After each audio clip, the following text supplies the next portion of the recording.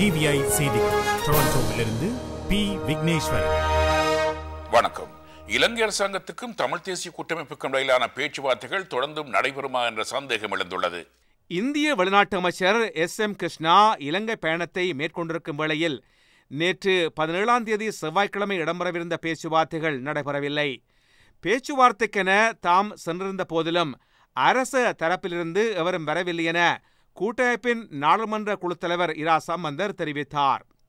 ஊழல்களையும் உறவினர்களுக்கு சலுகைகளை வழங்குவதையும் அடியோடு களைவதில் பாரதிய ஜனதா கட்சிக்கு எந்தவித அக்கறையும் கிடையாது என்று ஆளும் காங்கிரஸ் கட்சி குற்றம் சுமத்தியுள்ளது.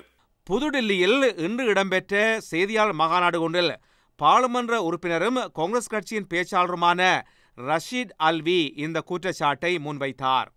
எரிபொருள் விநியோகத்துக்காக ஹோர்முஸ் நீரிணையை திறந்து வைக்குமாறு நேட்டோ அமைப்பு ஈரானை வலியுறுத்தி கேட்டுள்ளது.